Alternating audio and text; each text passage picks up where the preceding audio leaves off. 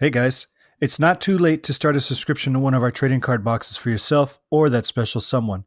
Swing by HeroHabit.com today, pick your favorite teams, and we'll send you a box of cards every month.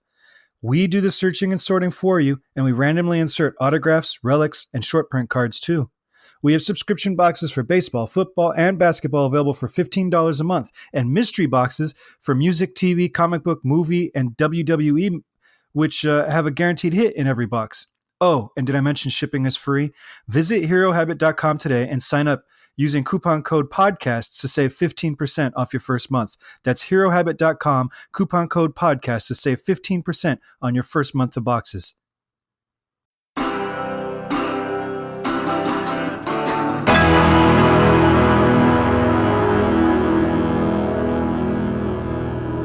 Welcome to Kinks and Beats Daily. I'm your host, Tony Fry. I'm going to apologize in advance if you hear this obnoxious leaf blower behind me, but it is fall in California, and these leaf blowers seem to want to spend as much time outside of my window as possible this year. Today, we are talking about technically a Dave Davies song, Death of a Clown, which was released on July 7th, 1967. And I say technically Dave Davies because it was originally released as a solo single, although it would end up being on the album Something Else by the Kinks, released in September of 1967. So the single predates the album that it came out by a couple months. Also, every member of the Kinks is on this track. It features Nicky Hopkins on piano, plus Ray Dave, all the guys, in the band, and Raza Davies, Ray's wife at the time, sings some of the bridge vocals, the la la las. So it is a Dave Davies solo single, and it peaked at number 3 on the UK charts. The B-side was Love Me Till the Sun Shines, which is one of my favorite early era Dave songs. It was produced by Shel Talmy, who produced all of their work up to that point, and then would do so until this time period. It followed the Kinks single Waterloo Sunset by like 2 months. The Waterloo Sunset came out May 1967, peaked at number 2, and then July 67 we've got Dave Davies' solo single, which peaks at number 3. So the Kinks and their members at large were big-time radio players at this point in the history. And Waterloo Sunset, incidentally, even though it doesn't have anything to do with this episode, was the first track that they produced without Shel Talmy. So his time is expiring in this period of Kinks history. And this is one of those songs. It's a metaphor song. Dave wrote it after waking up, after a night of partying, waking up, seeing all the party goers still passed out all over the place, and kind of coming to the realization that, this fame and fortune that they had gone after, and wasn't necessarily a lifestyle that he could sustain or that he wanted to be a part of, and that he didn't even like most of the people or know most of the people at these parties that he was going to every night. Ray would dismiss it, as Ray would dismiss a lot of things, as Dave trying to become a legitimate, proper married man. He had a baby coming, so whatever you say, what you will about Ray and Dave's relationship, Ray, although being initially supportive of it, and, he wrote the bridge, which is the La La La's. So, I mean, not really the most inspired songwriting by Ray Davies, but he contributed to this song. He appears on it as a musician. He supported it being a Dave Davies single. He allowed it to be on a Kinks record. It makes you wonder, maybe if they would have released it as a Kinks single, does that change the trajectory that they're about to go into with a drought of radio airplay? Had the Kinks had 2 back-to-back singles in the same summer that were huge mega hits, would it have kind of changed the next couple of years? Who knows?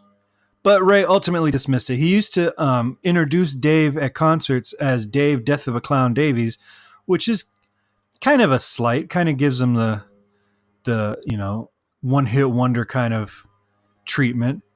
When in fact there was a few songs that Dave has written for the Kinks that should have been singles over singles that Ray did release that flopped. So, what's the difference between being a one hit wonder or a guy who can't get a hit between Ape Man and Come Dancing? But Ray is Ray, and Dave seems to still have some sour feelings from the Death of a Clown introductions, and it wasn't used in the Sunny Afternoon musical. And I guess there's a movie coming out where Ray actually sings a song instead of Dave. Who knows if that will actually happen in the movie, but it's in the script, according to Dave. And Ray took credit. He took songwriting credit. Not all of it. He took songwriting credit, co-writing credit with Dave for writing La La La La La La La La La La and the piano intro, supposedly, which is just the melody. A cool thing about the piano intro, Nicky Hopkins plays the piano partially with like guitar picks on the strings, and you hear him rake the strings in the song kind of faintly in the background, which is a cool effect. So anyway, the whole song is a metaphor for Dave's life at that time. The circus, obviously, is the circus of being a rock and roll star. It's not a terribly veiled metaphor, but there is some really nice imagery in this song. So the lyrics: my makeup is dry and it cracks on my chin. I'm drowning my sorrows in whiskey and gin. The lion tamer's whip doesn't crack anymore. The lions, they won't bite, and the tigers won't roar. So there's nice imagery there, and it's one of those things that, even though it is a metaphorical song, you can take it at surface value of just being about a clown in the circus. One of my favorite lines from this one is the old fortune teller lies dead on the floor. Nobody needs fortunes told anymore. The trainer of insects is crouched on his knees and frantically looking for runaway fleas. That's a really cool lyric. I'm not crazy about the production of this song, and I like the stereo version a little bit more. I think the mono version is mixed poorly. The stereo version has horrible stereo panning that we should be used to on any record that came out in 1967. But the blend, I think, is better on the stereo mix. But yeah, I've never been crazy about this mixing job. I've never been super crazy about Ray's vocal delivery. Let me grab my guitar. And it could be a question of range. Maybe Dave just doesn't have the range to sing this song lower. I can't find my guitar pick. But, I would sing it. My makeup is dry and it cracks on my chin, drowning my sorrows in whiskey and gin. Right? If you sing it in that register, it kind of has a more folky feel. Kind of has that like coffee shop sitting in a corner listening to some beat poet play it. But he sings it up the octave. My makeup is dry and it breaks up my skin. And, I just screwed up the lyrics. But he sings it up that octave. And if his voice is relatively close in range to mine, I wouldn't be surprised, because I just did exactly what he does. He strains to hit those notes. And on one side, okay, that adds to the desperation sound of the song. It kind of adds to that, that circus atmosphere that, he's a depressed, sad clown and he's just not able to get these, words out. But at the end of the day, it's a song and you want it on the radio. And if it were me producing, I would have suggested it down the octave and then had Ray sing the harmonies, with some cool country harmonies over it. It is a very simple song structurally. It's a C chord to a G chord to an F chord. That's it. 1-4-5. Very folk pattern. It's not a 12-bar blues or anything. It's just a nice, simple folk song ballad. The bridge has two little tricky chords. So the la la la la, D minor, so that's a 2 chord, la la, and a B flat, which is a 4/4, and then an E flat chord. And really, it's a great hook, and it breaks up the folkiness of this. Otherwise this is just a Dylan type song, where it's just verse, chorus, and it's very simple chords. But that little la la la, like I just kind of, rolled my eyes at Ray taking any kind of songwriting credit on it. But it is a critical part of the song, even if the lyrics are just, syllables. Those chords.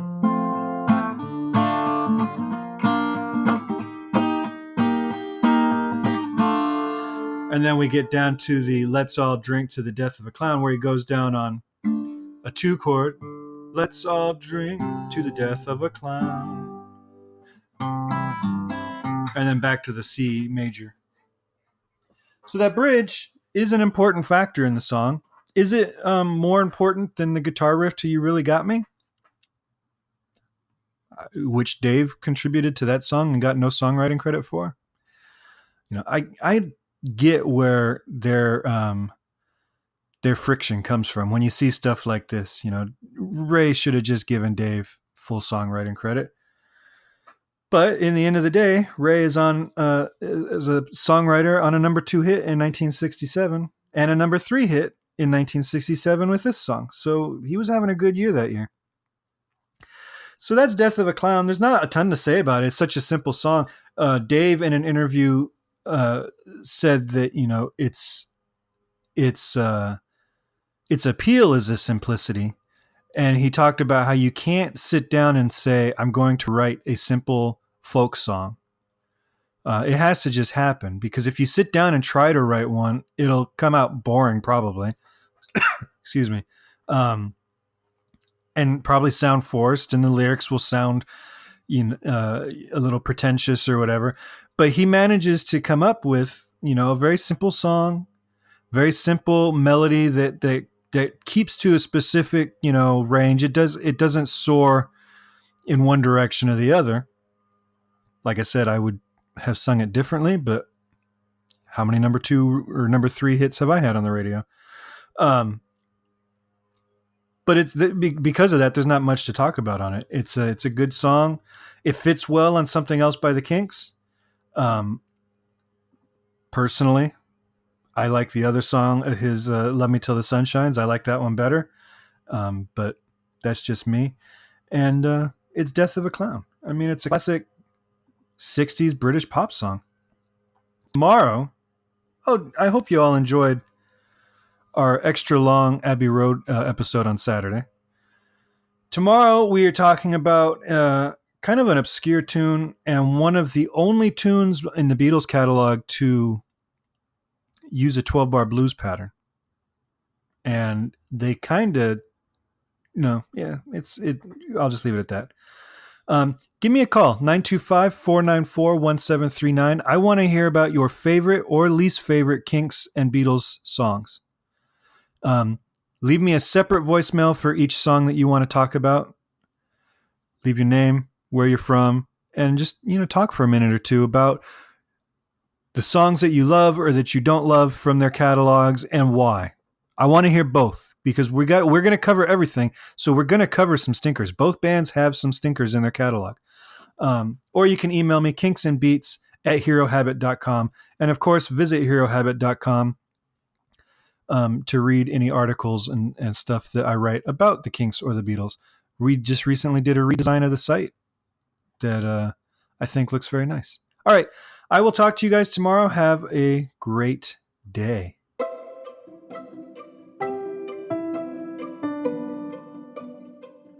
This podcast is presented by the Hero Habit Podcast Network. Swing by HeroHabit.com today to comment on this episode and poke around our growing database of sports and pop culture news, reviews, and collectibles. HeroHabit.com. Collect your heroes.